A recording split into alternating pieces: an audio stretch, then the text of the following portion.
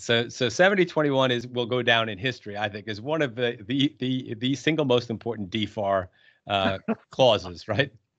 So let's talk about 7021. Tell me about that. So this is finally where we've got CMMC language in the DFAR that it can start being used from an RFI and RFP perspectives, Hmm. which has been key. Uh, Based on my understanding of what Ellen Lord has published, they're going to be hand selecting the contracts for year one and expanding it on every year Hmm. through the next 5 years until they get full coverage.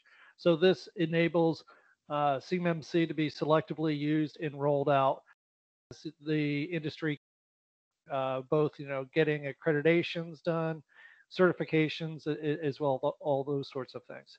So this has been instrumental. Right now, I think we've had a few RFIs, like on some GWACs, government-wide acquisition vehicles, where they put in CMMC requirements may be used in that vehicle, but they Hmm. haven't been used in any true acquisitions to date, and this language really enables that. Okay, gotcha. So this is we see a 21 clause. You're on the hook for CMMC. The level to be established by the RFI or contract, correct?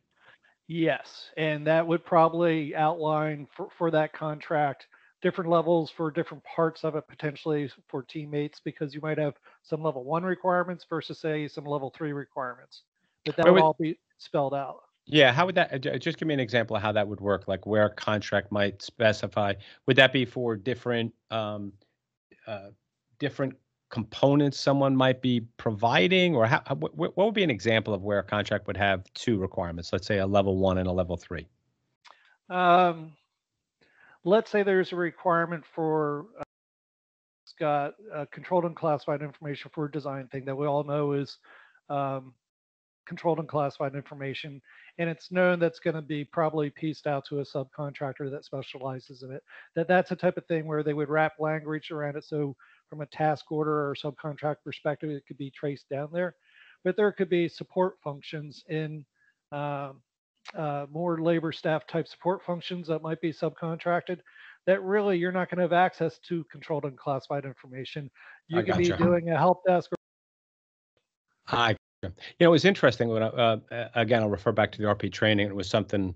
The RP training, by the way, was difficult, but had some really interesting things that I learned from it. Like one, which was really interesting, is that there's the concept, and this might be another great example of what you're saying, which is why it brought to mind, is that they showed an example where the contract holder for a contract that included both FCI and CUI, okay, was only level one, only authorized for FCI, but yet they actually could control a contract that had CUI.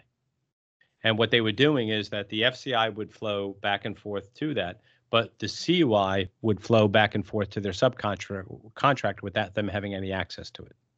In a separate enclave, probably being Yeah, managed that way. Yep, that that's that's a exactly it. okay. So that would be a great example where you might have these different requirements, and it is a really cool concept, right? That somebody who's level one certified could have a contract that's got a level three requirement in it if they structure the enclaves and access to the enclaves optimally. Yes, and that goes back to how the prime contractor would probably be structuring their team and the technologies and whatnot for managing the CUI. Cool. And then the 21 keeps the 20 requirement to flow down. Yep, Okay. Except in this case, we're not flowing down 7020. We're flowing down 7021 or CMMC. correct.